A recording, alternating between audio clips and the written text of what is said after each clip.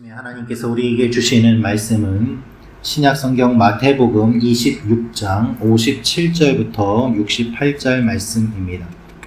오늘 말씀은 예수님께서 재판받으시는 내용입니다. 예수님을 재판하는 이 내용을 우리가 보면서 알 수 있는 몇 가지가 있습니다. 첫째로 불법적인 재판이 열립니다 라는 것입니다. 불법적인 재판이 열립니다. 우리 57절 말씀 다시 한번 읽겠습니다. 시작.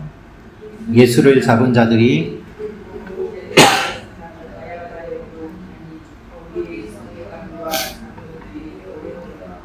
아멘. 예수님을 재판하는데 이 재판이 불법입니다. 제대로 법을 지키는 것이 하나도 없습니다. 밤에 재판이 열려서는 안 되었습니다. 그리고 누구 한 개인의 집에서 재판이 열리는 것 또한 불법입니다. 사람들이 자신들이 불법을 저지르면서도 예수님을 불법을 저질렀다고 하면서 재판을 열었습니다. 이 말 자체가 모순인 것이죠.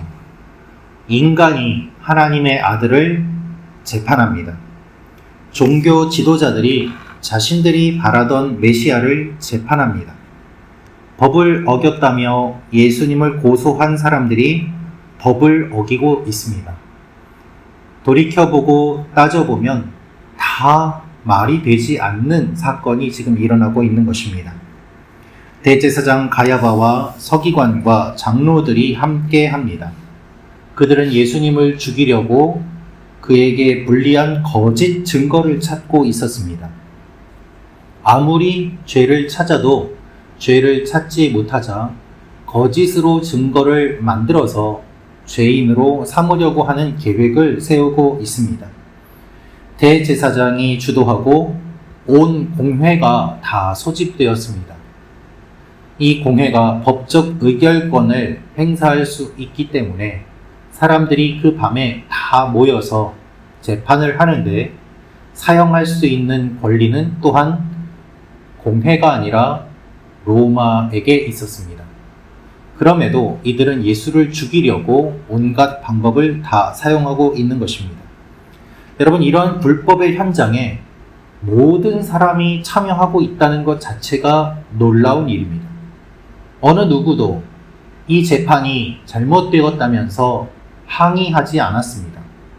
이 재판이 불법이라면서 이것은 무효라고 주장하지 않았습니다. 사람들이 많아서 진리가 아닙니다. 진리는 진리이기 때문에 진리인 것입니다.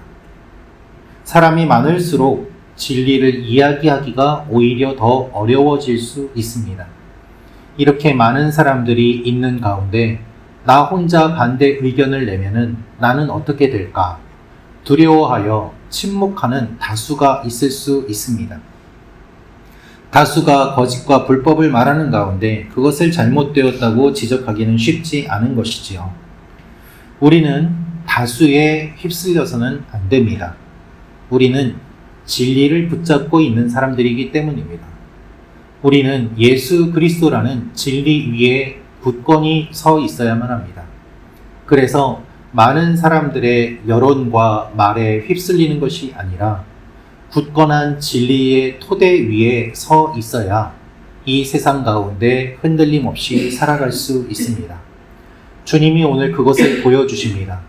수많은 사람들이 예수를 죽이려고 모함하지만 예수님은 그저 침묵한 채 홀로 그 자리에 서 계십니다.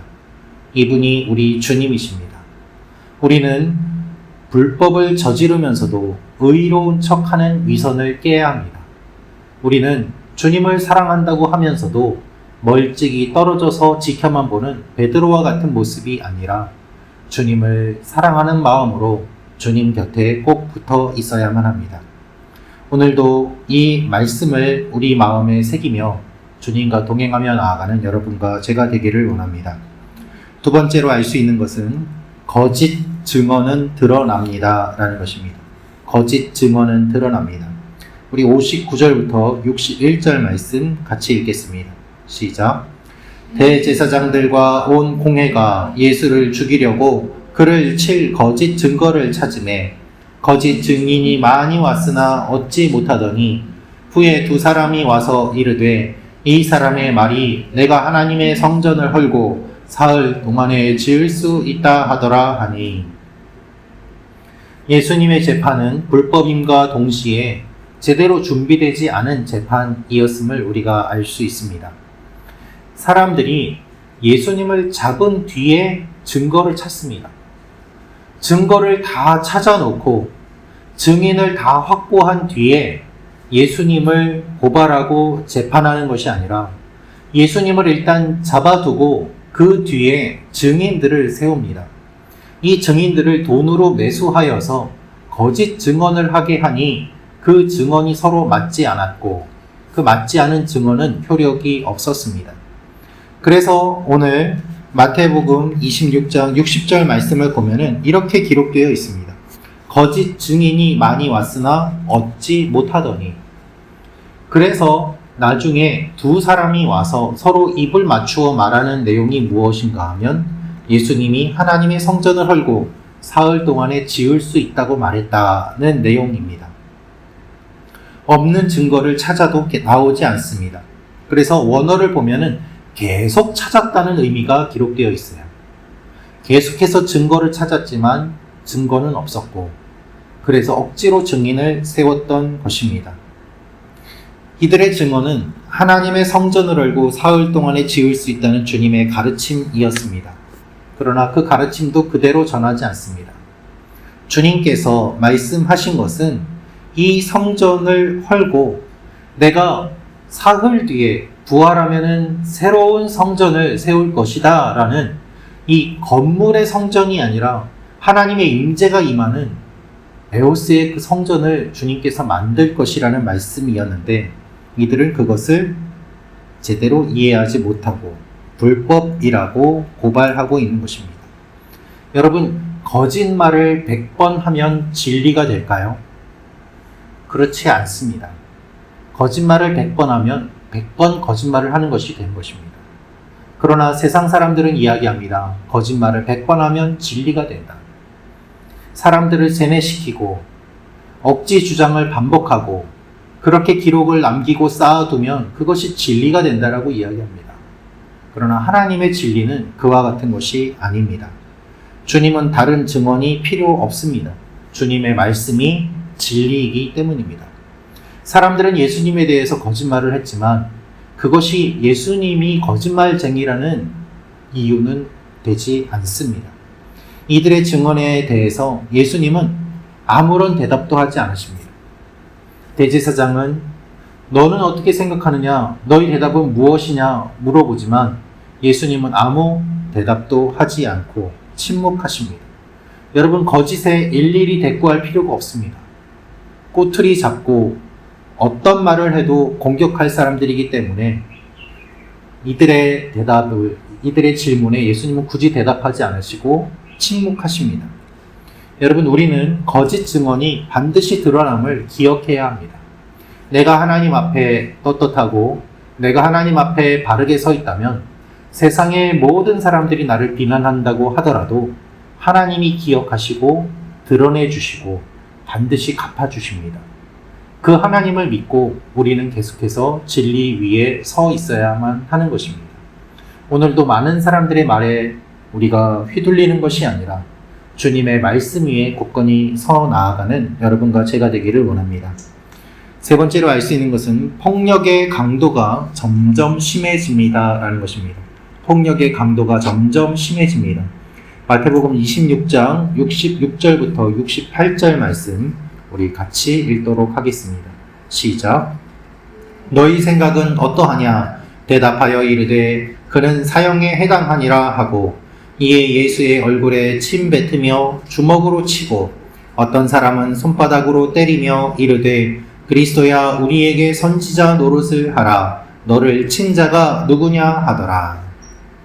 예수님의 말씀의 꼬투리를 잡고 억지로 재판을 한 사람들은 이미 자신들이 내려놓은 결론을 선포합니다. 이 사람은 사형이다 라고 말입니다. 대제사장은 이미 사형을 정해놓고 질문을 합니다. 그리고 사람들을 선동합니다. 자신의 생각을 뒷받침하기 위해서, 그리고 사람들 뒤에 숨기 위해서 사람들의 의견을 물어보는 것이죠. 여러분, 악한 사람들이 이러한 방법을 잘 사용합니다. 그 사람들은 뒤에서 많은 사람들을 조종합니다. 그리고 자신은 뒤로 빠지고 나는 아무것도 하지 않았습니다 라면서 의연한 척합니다. 그들은 드러나지 않으며 자신이 원하는 일을 합니다. 예수님에게 사형이 필요하다라고 하자 사람들이 막 동요하기 시작합니다. 그리고 격렬하게 폭력을 행사하기 시작합니다. 여러분, 왜 폭력을 행사합니까? 왜 예수님을 모욕합니까? 자신들이 보복을 당할 것이라고 생각한다면 아마 그러한 일은 하지 않을 것입니다. 이 사람을 공격하면 나도 그만큼 당할 수 있겠구나 라고 생각한다면 그렇게 행하지 않을 것입니다. 이 사람들이 폭력을 행하는 이유는 이 사람은 그렇게 해도 되겠구나 라고 생각했기 때문이죠. 예수님이 침묵하시니까, 예수님이 아무 말도 안 하시니까 이들은 그렇게 해도 된다고 생각했고, 예수님이 저항하지 않으시니까 이들은 그 폭력의 강도가 점점 강해지는 것입니다. 자신은 안전하게 공격만 할 수 있다고 생각하면은 무자비한 폭력을 행사하는 것이 인간의 죄성입니다. 여러분, 폭력을 행사하는 사람들은요, 폭력으로 그치지 않습니다. 예수님을 조롱합니다. 너를 친 자가 누구냐? 맞춰봐라 라고 말이죠. 그래서 자녀를 학대하는 부모의 모습을 보면은 자녀가 저항하지 못할 것을 알고 그렇게 폭력을 행사하고, 물리적 폭력뿐만 아니라 언어의 폭력도 행사하는 모습들을 많이 보게 됩니다. 직장에서는 어떻습니까? 나에게 저항할 수 없는 아래 사람에게 폭력을 행사하는 일들이 일어나지 않습니까? 그것이 우리가 살아가고 있는 이 사회의 모습입니다. 그래서 우리는 강해지려고 하고 저항하려고 하고 싸우려고 하지요. 그것이 맞다고 생각하기 때문입니다. 주님은 이렇게 폭력을 당하시는 가운데 인간의 죄성을 그대로 보여주십니다. 주님이 능력이 없어서가 아니라 사람의 죄된 모습을 그대로 보여주시기 위해서 주님이 이와 같은 고통을 받으시는 것입니다. 길에 핀 예쁜 꽃을 그냥 보지 않고 꺾어야만 직성이 풀리는 사람들이 있습니다. 사람들이 열심히 만들어 놓은 눈사람을 그냥 보고 즐기는 것이 아니라 그것을 부수고 지나가는 사람들이 있습니다. 악한 본성에 따라 사는 사람들이 있습니다. 그리고 그 본성이 나에게도 있음을 우리는 기억해야 합니다. 주님께서는 우리 가운데 있는 모습을 그대로 드러내 보여주십니다. 폭력이 점점 강해지는 이 사람들의 모습을 보면서 우리는 주님을 묵상하고, 그래서 또한 모든 폭력을 우리는 반대해야 하는 것입니다. 내 안에 있는 죄성을 확인하며 하나님 앞에 나아가고 이 세상에 있는 죄악된 모습들을 바라보며 중보하며 나아가는 여러분과 제가 되기를 원합니다. 기도하겠습니다.